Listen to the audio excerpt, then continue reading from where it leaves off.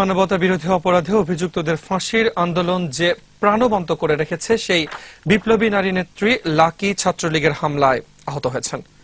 Lucky সহকর্মীরা অভিযোগ করেন, মঞ্চে বক্তব্য দিতে না দেয়ায় তাকে ছাত্রলীগের সাধারণ সম্পাদক নাজমুল সিদ্দিকী মাথায় আঘাত করেন। রোববার রাতে শাহবাগ প্রজন্ম চত্বরে আসেন সংসদ সদস্য তোফায়েল আহমেদ সহ ছাত্রলীগের নেতাকর্মীরা।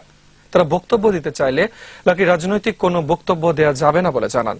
এরই এক পর্যায়ে তার মাথায় আঘাত করা হয় বলে অভিযোগ করা হয়। হাকিম মোরেলের রিপোর্ট। লাকির স্লোগানে রোববারও মুখরিত ছিল শাহবাগের প্রজন্ম চত্বর। টানা 6 দিন মাতিয়ে রেখেছেন আন্দোলনকারীদের এই বিপ্লবী কন্যা। রোববার রাত 10:15টার দিকে শাহবাগ চত্বরে রাজনৈতিক বক্তব্য দিতে না দেয়ায় তার উপর ছাত্রলীগ হামলা করে বলে অভিযোগ করে সহকর্মীরা। আহত অবস্থায় তাকে উদ্ধার করে বারডেম হাসপাতালে ভর্তি করা হয়।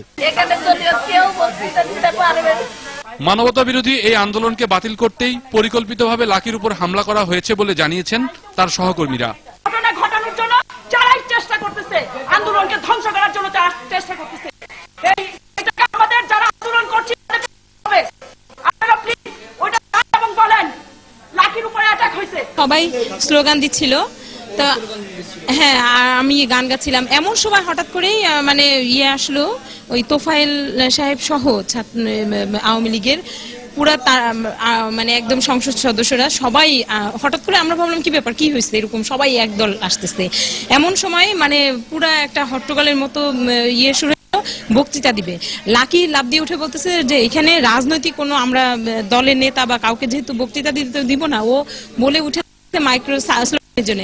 আর এমন সময় ওকে মানে এদিকে লাকির আহত হওয়ার খবর আন্দোলনকারীদের মধ্যে ছড়িয়ে পড়লে তাদের মধ্যে দেখা দেয় বিরূপ প্রতিক্রিয়া। তারা এজন্য সরকার দলীয় ক্যাডারদের দায়ী করেন।